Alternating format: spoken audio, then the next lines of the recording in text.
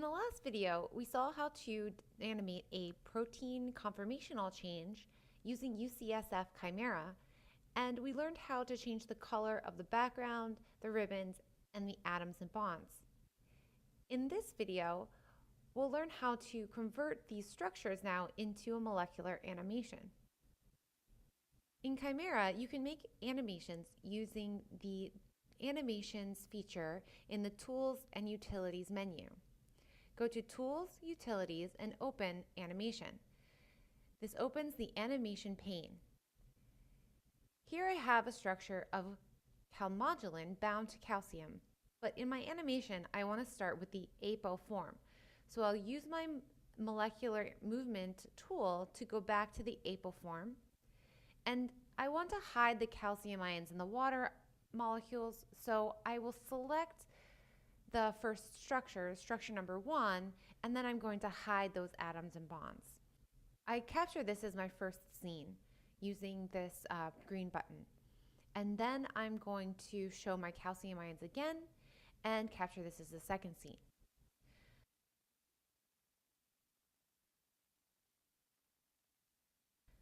For the next scene, I want to go back to my calcium bound conformation. So I will use my slider in the molecular movement panel to do that, and now I'll capture this as my third scene. The next thing I want to do is rotate this.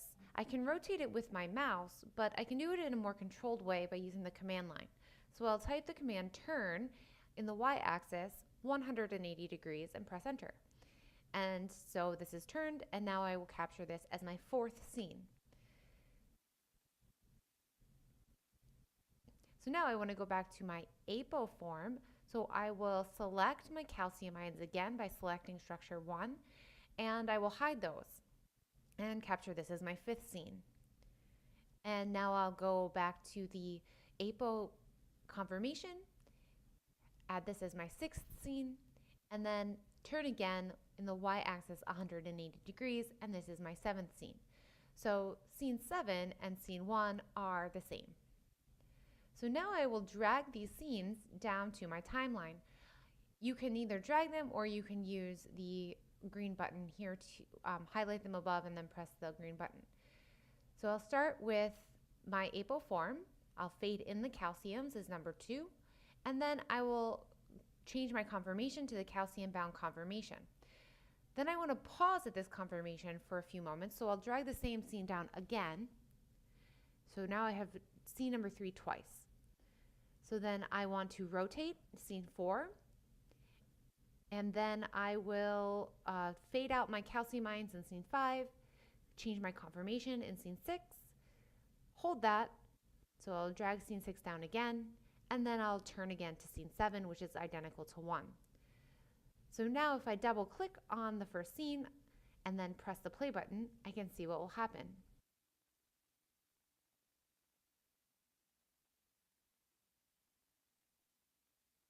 This is slow motion compared to what it will be in the final MP4 product, but we can get a good idea of what it will look like. All right, I'm satisfied with the sequence here, so I will go ahead and press the record button, and I'm going to overwrite a file that I already made. Notice that my file name is descriptive, calmodulin animation, but it also contains the PDB codes, which I use to make this file. I recommend that you always use the PDB codes in your file name so that you know where you got the data from. So I'm saving this in its own folder on my desktop, and now you will watch as the animation moves through the timeline slowly.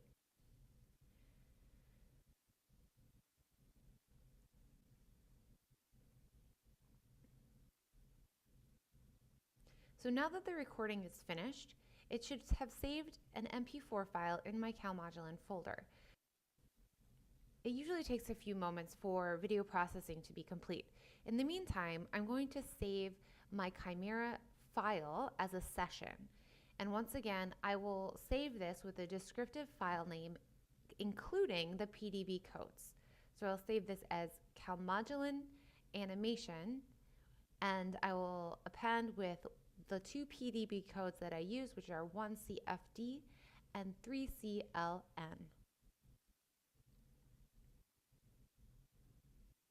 I'm saving this as a session file.